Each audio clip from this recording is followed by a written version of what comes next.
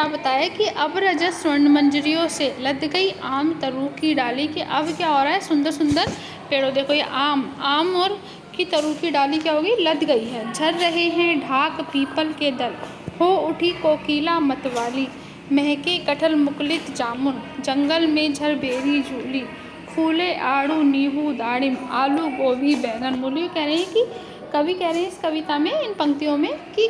गांव की धरती केवल फसलों और सौंदर्य से नहीं होती है, बल्कि क्या है, उसमें ढाक पीपल और पुराने पत्ते झड़कर नए पत्ते आ रहे हैं, आम वनों में झड़ रहा है, कटहल फल आने से महक उठे हैं, जामुन के पेड़ आने महक उठे हैं, है ना। और इन जैसे बगीचों में वृक्षों में फल आ गए, वैसे ही जंगल में पेड़ों की झरबेरी के गुच्छे लटक रहे हैं। आड़ू नींबू अनार के पेड़ों में फल के पूर्व आने वाले फूल लग गए हैं। इन सब की तरह ही सब्जियां जैसे आलू गोभी बैंगन और मूली भी अपने विकास को क्या कर रही हैं, प्राप्त कर रही हैं।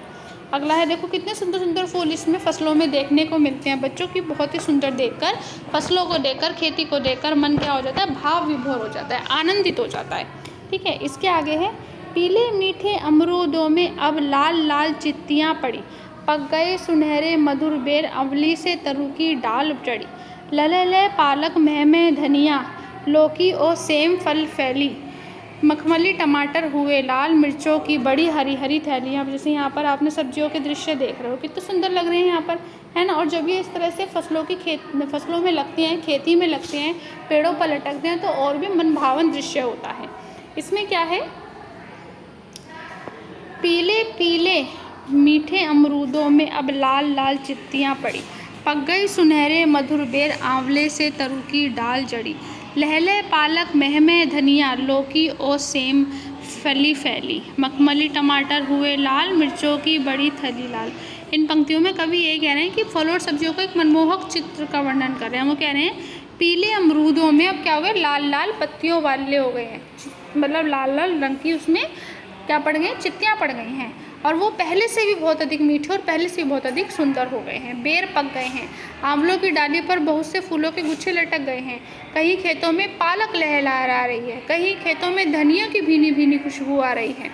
कहीं लौकी और सेम की लताएं हैं, कहीं लौकी और सेम क्या हो रही है, झूल रही है, तो कहीं मखमल से मुलायम टमाटर हरे से क्या हो गए, लाल हो गए हैं। और मिर्च के गुच्छों को देखकर कवि कल्पना उन्हें बीजों से भरी हुई थैली के रूप में प्रस्तुत कर रहा है।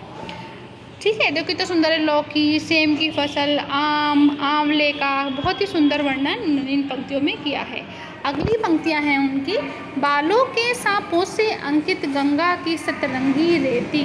सुंदर लगती सरपत छाई, तट पर तरबूजों की खेती,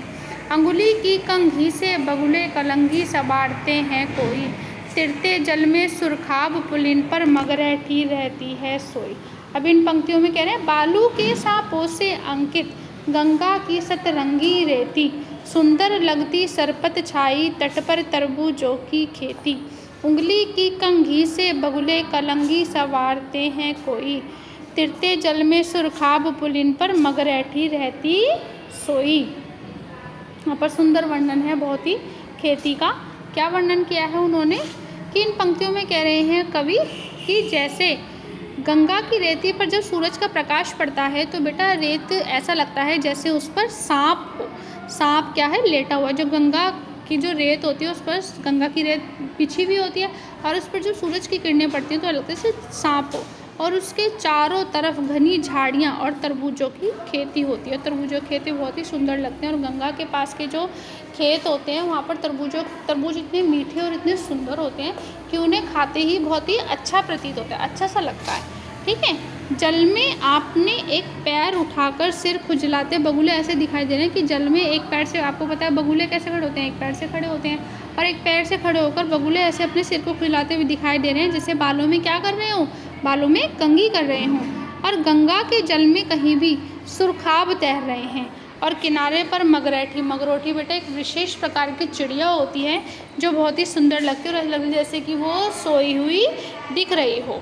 हसमुख हरियाली हिम आतप सुख से अलसाए से सोए, भीगी अंधियाली में निशी की तारक सपनों में से खोए, मरकट डिब्बे सा खुला ग्राम जिस पर नीलव नभ आच्छादन, निरूपम हिमात में स्निग्ध शांत निज शोभा से हरता जनमन। अब कवि कह रहे हैं कि कवि कहता है कि रात को भीगी अंधियारी में सुख के कारण उत्पन्न होने वाले आलस से